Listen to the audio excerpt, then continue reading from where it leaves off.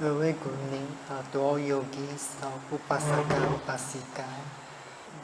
This evening, we shall explain about Cetanā and with two Dhammapada verses and their stories. It is defined in the scriptures. Cetanā is karma. So the word Cetanā is translated as intention or volition or motive in English. In the words, everyone is able to decide or to choose an action based on their will. So you are able to choose your action that you are going to do. That's why karma is not about fate. Sometimes people think karma is fate. One is fated to do this. Karma is not determinism. It is not determined by someone. If you practice vipassana meditation, you may be able to realize intention or wanting or before a process movement or before an action is taking place. So it is important to see this intention or wanting clearly. If something is done without intention, then that does not constitute karma. So there are Dhammapada stories which explain about it. So one of the Dhammapada verses where the Buddha says, if there is no wound on the hand, one may handle poison. Poison does not affect one who has no wound. There can be no evil for one who has no evil intention. So this story is about a hunter by the name of Kukutamita. So one day, Kukutamita came to a town. He came to the town with a cart of deer meat, selling deer meat. Then a young girl who is the daughter of rich man saw him and fall in love with him. This young girl has already attained the first stage of enlightenment. There is Sotapanna, Maggaphala. So she fell in love with the hunter and just followed him and married him. So sometimes some people may not able to accept this story because as a noble one who has attained the first stage of enlightenment, why he would follow a man who is earning a wrong livelihood as a hunter. So anyhow, he married this hunter, and from this marriage, they have 7 sons, and later all the 7 sons also got married. So one day the Buddha surveyed the world.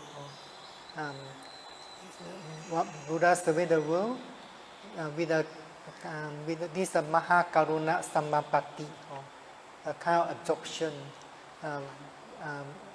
arising due to the great compassion. So this one the Buddha Kicca, the doings of Buddha. Mahakaruna Samapatti means the Buddha enter into absorptions, like serving the world.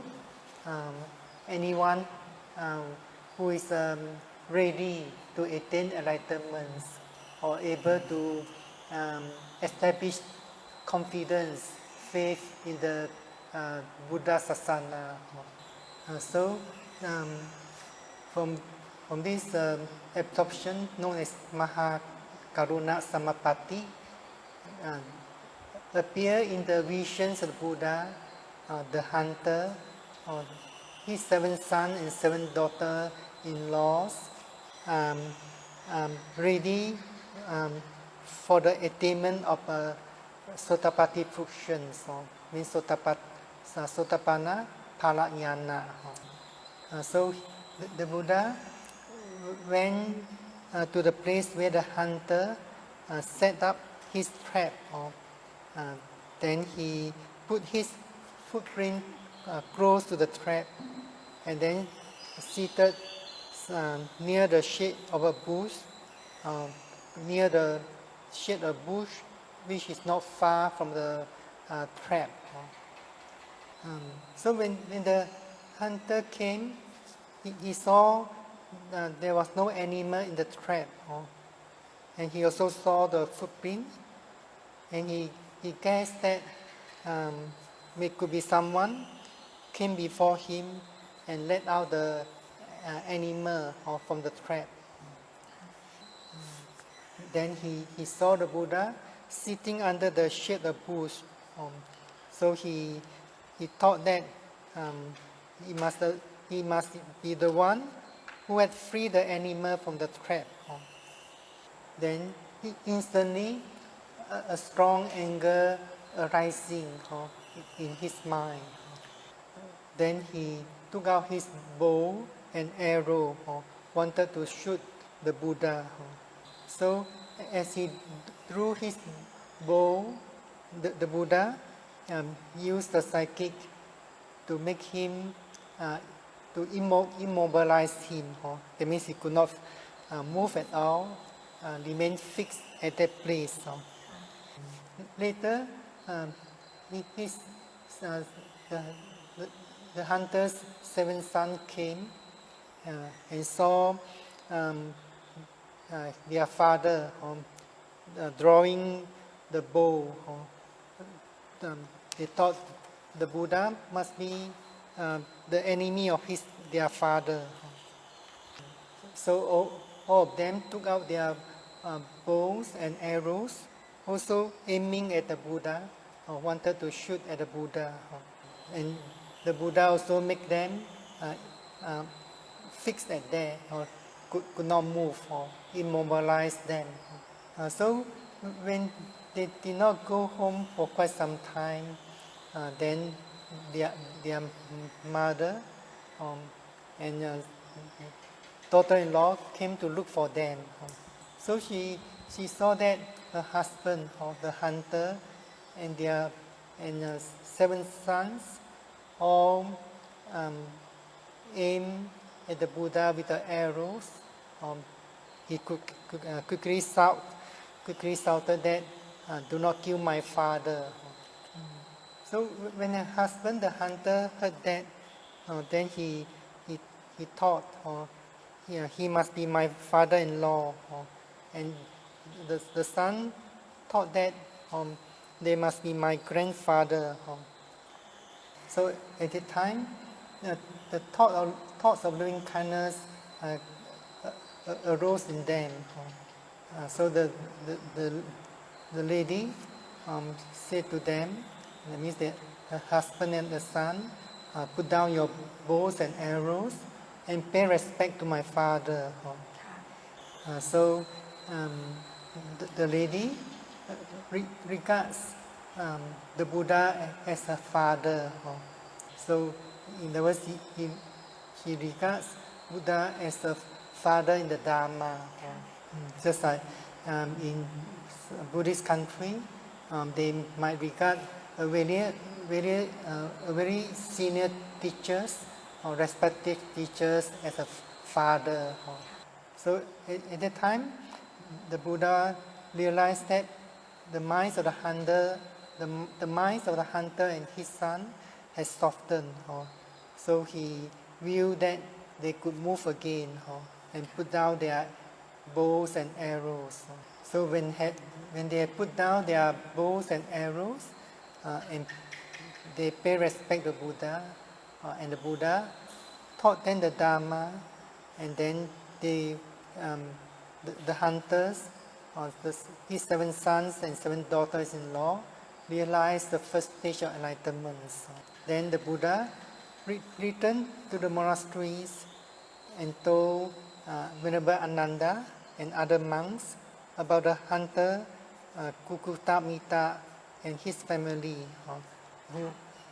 Then the bhikkhus asked the Buddha,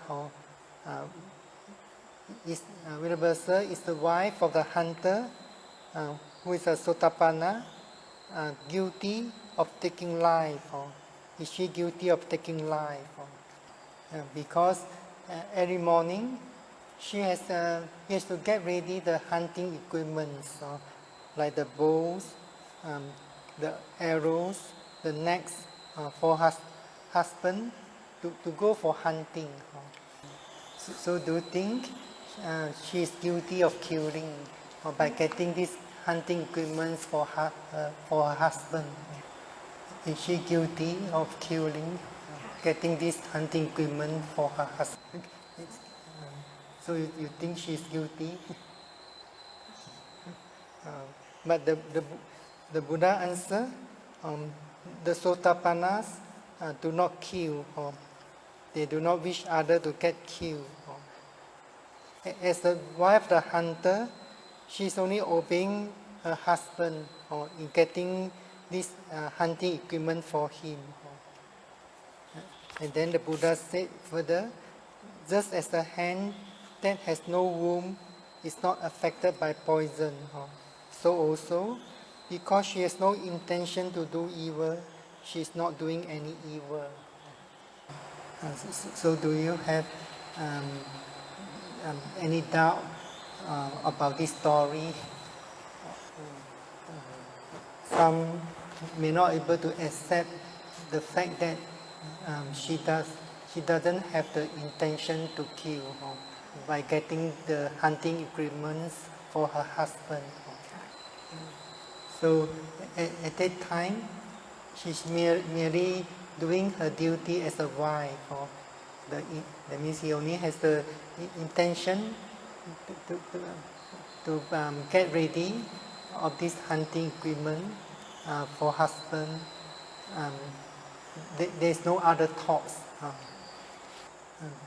The noble ones, Sotapanna, you never violate the 5 moral precepts. They not even have any thoughts of violating the 5 precepts. According to commentary, if a noble one, such as Sotapanna, is born in the next life, in the human world again, or even at the time where the Buddha Sasana had disappeared, even though he may not know he's a noble one, but he will observe the 5 moral precepts naturally. It's because the tendency to violate the moral precepts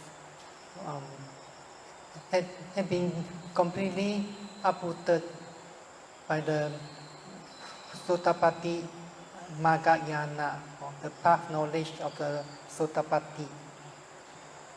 So the tendency to violate the morality had been uprooted completely. That's why the noble ones, Sotapanna, you never have any intention to kill or to take what's not given, and so on. Then, in other stories, it's about a monk who was harmed by a hunter. The Buddha said in the verse, if one wrongs a person who should not be wronged, one who is pure and free from moral defilements, in the verse, one is an arahant, the evil falls back upon that foolish one, like fine dust thrown against the wind. So this is about a story about a hunter by the name of Koka. So one morning, Koka was going up for hunting with a pack of hunting dogs.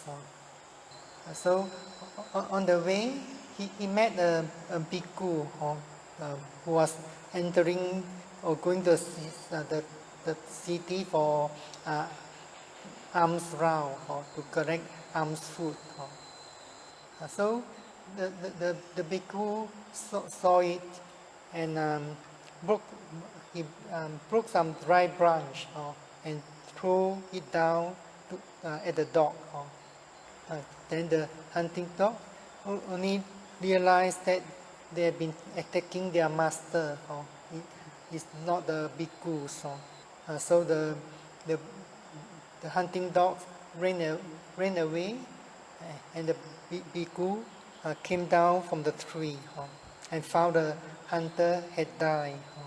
So he felt very sad and sorry for the hunter.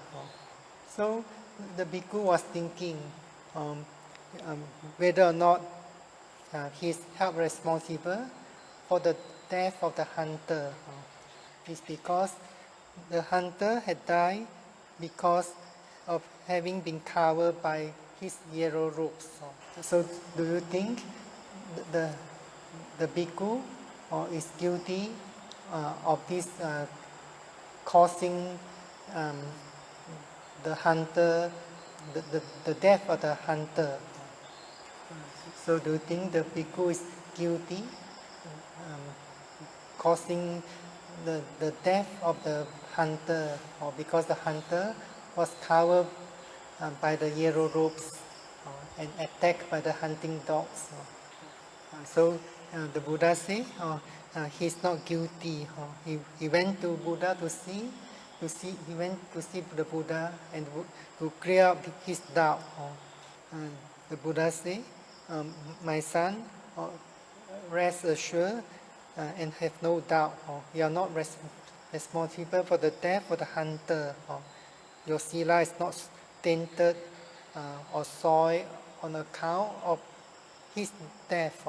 Instead, that hunter did a great wrong to one whom he should do no wrong, and so he had come to the grievous end.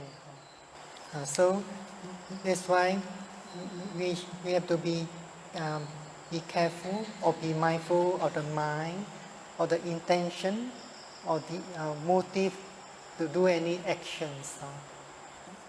Then there's a question raised in the commentary. This commentary is the Milinda Panha, the questions of the King Milinda. So King Milinda asked the Venerable Nagasena, which is the greater demerit, conscious or unconscious of wrongdoing? But the answer given by Venerable Nagasena is totally opposite of your answer. Venerable Nagasena answer, unconscious wrongdoing is greater demerit. So then the king replied, then we should doubly punish those who do wrong unconsciously. Doubly punish, doubly means double. The punishment is double. Then the Venerable Nagasena explained with a simile. What do you think? If a person will be more severely burned, like more seriously burned, if a person would be more seriously burned if he didn't know that he is taking a red hot iron bowl, then those knowing that this is a red hot iron bowl. So the Buddha asked a question to the king. So if you do not know this ball is a red hot iron ball, then you take it, you touch it, you could burn seriously. So similarly, one who did a wrongdoing unconsciously, that means with ignorance, then he would suffer more. It's because all kinds of evil, all kinds of wrongdoing is rooted in avidya or moha or delusion. So one who does wrong, knowing that one who knows that one has done wrong, you feel remorse and you make determination not to do it again. But one who is ignorant or deluded in the mind will not feel remorse, will not correct oneself, make correction of oneself.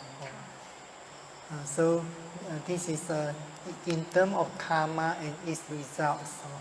So it's important to purify the mind. As long as we have not purified the mind, whatever we are doing, there's actually intention behind every action. So sometimes we could not realize the intention or motive immediately. Sometimes those who are ignorant might think that the body is acting by itself. So it is important to meditate. In other words, to direct the mind to do wholesome deeds. We can say that meditation is the way to directing the mind to the right direction. So the Buddha explained it with a simile. This simile is found in the Anguttara Nikaya. The Buddha said, suppose a misdirected spike of heel rice or barley were pressed by the hand or foot. So it's impossible that it will pierce the hand or the foot and draw blood. It's because the spike means something very sharp, is misdirected. Similarly, it's impossible that one with a misdirected mind would pierce the ignorance, would arouse the true knowledge and attain nibbana. But suppose a well-directed spike of heel rice or barley were pressed by the hand or foot, then it's possible that it will pierce the hand or the foot and draw blood. So similarly, if the mind is well directed, then it's possible that with a well directed mind, then it would pierce ignorance, arouse the true knowledge and attain enlightenment. For example, if the mind likes to go to a sense object, takes delight in the sense object, you let the mind dwell in the sensual objects, then that mind is not well directed. It's because if the mind is taking delight in sensual object, that mind is not interested in spiritual training or spiritual happiness. So if one is practicing samatha meditation, such as loving kindness meditation, then one has to direct the mind back to the development of the thoughts of loving kindness. One who is practicing vipassana meditation, then one must be mindful of, let's say, hearing a music, or the mind taking delight, be mindful of the feeling of delight and so on. So by being mindful of a delightful feeling, one may come to realize that that delightful feeling is not permanent, it's also subject to arising and passing away. Right. So when one is able to mindful of a feeling of delight, or the mind is going after the sense of sensual objects again and again, and they are able to realize their true nature. In other words, they are impermanent, anicca. Eventually, the mind will not take delight again, will not cling to this sensual object again. So, by being mindful of the delightful feeling or hearing a sensual sound, actually, so indeed, the one is directing the mind to right understanding or wisdom, so by being mindful of them as they really are. When the mind goes to the sensual objects, actually that is also preceded by desire. But sometimes some may think that the mind goes to the sensual object by itself. But in fact, all actions are preceded by Cetanā. So that's why we have to train ourselves to be able to detect the intention or to desire to do something. So in one of the previous talks, we discussed that karma is a refuge or is a protection, or karma patisarana. So we understand it as karma is a refuge, or we take karma as our refuge. But some teachers explain that in reality, we take the intention or volition Cetanā as a refuge. So do you think your intention or your volition is your refuge? Or in other words, we should take refuge in the mind. So mental training or meditation, in fact, is the essence of the teaching of Buddha, of the core of the teachings.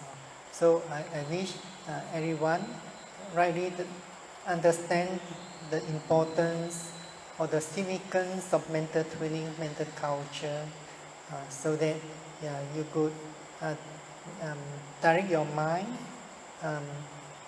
towards all kinds of wholesome deeds, towards the attainment of enlightenment, and be free from suffering in the samsara. สาธุ สาธุ สาธุ